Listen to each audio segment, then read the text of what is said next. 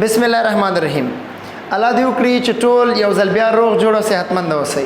غواړم د پیغمبر علیه الصلاۃ والسلام یو ډیره بهترینه او زړه دردونکې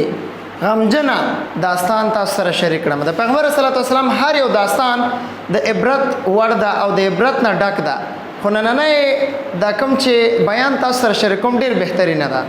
یو ځل پیغمبر علیه الصلاۃ والسلام چې کله حجۃ الوداع یعنی کله چې پیغمبر صلی الله علیه وسلم وفات کېدو آخري خطبه چې کله ورکوله نو راغی مسجد ته، ډېر سخت بیمار او ډېر سخت مریض و. مسجد کې د خطبې په دوران کې ټولو صحابه کرامو ته ویلې که نه چې ما د ټولو احسانونه پوره کړي دي، خو بیا هم که چیرې ما چا سره زیاتی کړی، ظلم مې کړی، یا خدای ناخواسته پیغمبر صلی الله علیه وسلم چا سره زیاتی او ظلم نه ده کړی، خو بیا هم پیغمبر صلی الله علیه وسلم خلکو ته پیش کوي کې انسان ده، کم از کم کې دی چې په چا مې گزار کړی یا شی کړی اوسېږي که نه نو ما نه بدله په همدې دنیا واخلی، زه په آخرت کې چاته بدله نه ورکوم، په همدې دنیا کې ما نه بدله واخلی. یو صحابي لاس چت کړ چې پیغمبر علیه الصلاۃ والسلام د جهاد په یو غذا کې تاسو په کونټۍ په ملا وهلی یم او دغه بدله اوس تاسو ډېر ویلې که نه چې هغه بدله واخلی، نو زه هغه بدله اخلم. صحابه کرام ورته حیران شو چې دا څه شی کوي؟ پیغمبر علیه الصلاۃ والسلام مریض ده، بیمار ده، وینا پیغمبر علیه الصلاۃ والسلام خپله ویلې. پیغمبر سلام ویلې پرېږدئ خیر ده. پیغمبر صلی الله علیه وسلم ورته ویلي چې راشه ته خپل بدله واخله. هغه ورته ویلې نه داسې نه، تا په یو کونټۍ وهلی یم، یو امسا دې وهلی یم، هغه امسا ماته راوړه. پیغمبر صلی الله علیه وسلم ویلې چې هغه امسا خو بی بی عایشه رضی الله عنها سره ده. څوک یې ولېږه لاړو بی بی عایشه رضی الله عنها ته ویلې چې هغه امسا راکړه. هغه ویل امسا څه کوي؟ ویل چې دغسې یو صحابي ده پیغمبر صلی الله علیه وسلم نه کېدی شي په خطایي کې کم غذا کې کم جهاد کې لګېدلی ده، اوس هغه بدله د پیغمبر صلی الله علیه وسلم نه علي. بی بی عایشه رضی الله عنها حیرانه شوه، ډېر زیات خفه شوه چې دا څنګه چل ده؟ پیغمبر صلی الله علیه وسلم خو بیمار ده، هغه مریض ده، په هغه باندې څنګه گزار کوي؟ ویل چې بس پیغمبر صلی الله علیه وسلم امر کړی ده هغه راکړه کونټۍ ورکړله، خو ډېره خفه شوله بی بی عایشه رضی الله عنها. نو چې کله ورته کونټۍ راوړله نو دو ور روانو چې زه هغه کوم. نو پیغمبر صلی الله علیه وسلم ته ویل چې داسې نه، هغه ټایم کې چې تا په کونټۍ په ما ګوار وکړو، په امسا دې په ما گزار کو، هغه ټایم کې زما په تن کې کمیس نه و، نو کمیس لرې که. پیغمبر صلی الله علیه وسلم نور صحابه بیا نور ژړا په صحابو کې خوره شوله، هر یو کس ژړل، خفګان خور شو چې دا صحابي ولې داسې کار کوي؟ ویل چې بس پیغمبر صلی الله علیه وسلم ویلي دي او زه به داسې کوم. پیغمبر صلی الله علیه وسلم ورته خپل ملا مبارکه لوڅه کړله چې اوس ووهه، نو هغه منډه کړله او د پیغمبر صلی الله علیه وسلم په ملا مبارک مهر نبوت لیکل شوي و چې لا اله الا الله محمد رسول الله. هغه لاړ هغه مهر نبوت یې ښکل کړ، هغه مهر نبوت یې مچوک او هغه یې ښکل کړ او سترګې پرې ولګولې. نو د صحابه ورته ویل چې تاسو څه فکر کو چې د پیغمبر علیه الصلاۃ والسلام په شان شخصیت چې هغه امام الانبیا ده،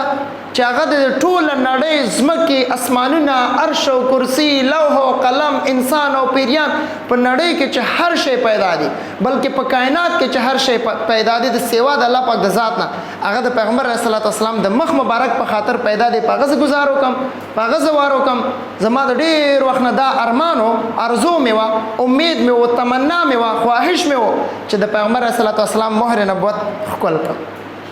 پیغمبر صلی الله علیه وسلم صحابه کرامو ته ویل چې صحابه کرامو که څوک یو د جنتي کس مخ په دنیا کې قتل غواړي عکاشه رضی الله تعالی عنه مخ ته دې وګوري. دغه صحابي نوم و عکاشه رضی الله تعالی عنه. څومره خوشبخته صحابي و، یعنې هغه داسې یو پلان په زړه کې درلوده.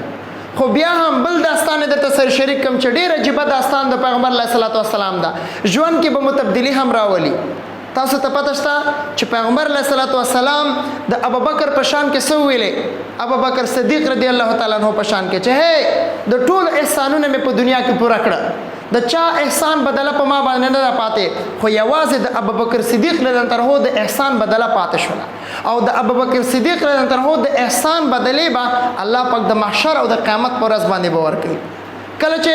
حساب کتاب شروع شي نو پیغمبر علیه الصلاۃ والسلام به ابوبکر صدیق رضی الله عنه ته وایي چې مخکې شه حساب کتاب ته. هغه به وایي چې زما اعمال کم دي، زما نیکیانې کمې دي، زه څنګه وم؟ الله پاک به ورته وایي چې ای ابوبکر صدیق رضی الله تعالی عنه بغیر د حساب او کتاب ورځه جنت ته، حساب او کتاب به مو سره نه کېږي.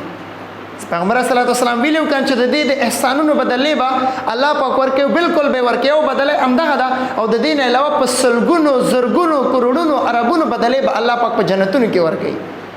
ته سوچ کا د پیغمبر صلی الله علیه وسلم د هر یو صحابي صفات او ستاینه چې شروع شي د نن نه یار عمرونه کلونه ټایمونه وختونه به ختم شي خو د پیغمبر صلی الله علیه وسلم دی او ادنا صحابي صفاتونه به ختم نشي هغه کې دومره کریکټرز دومره خصوصیات او خوبیان پکې پراته وي ډیر څه دي چې د پیغمبر صلی الله علیه وسلم شان مبارک یا صحابه کرام شان مبارک کې وړاندې کړم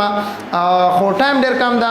الله تعالی دې وکړي چې ما په خبرو څوک تنقید نه کړي اکثر دوستان او ملګری په دې ویډیوګانو باندې تنقید کوي صحیح د استاد ما ټیچر ما باور وکړي چې یو کا زر کمنټ کړي اوس یو په زرو کمنټ کې زما صفاتونه ستاینه کړي زه په دومره نه خوشاله کېږم څومره چې یو کس بد کمنټ کې پاغه خفه کېږم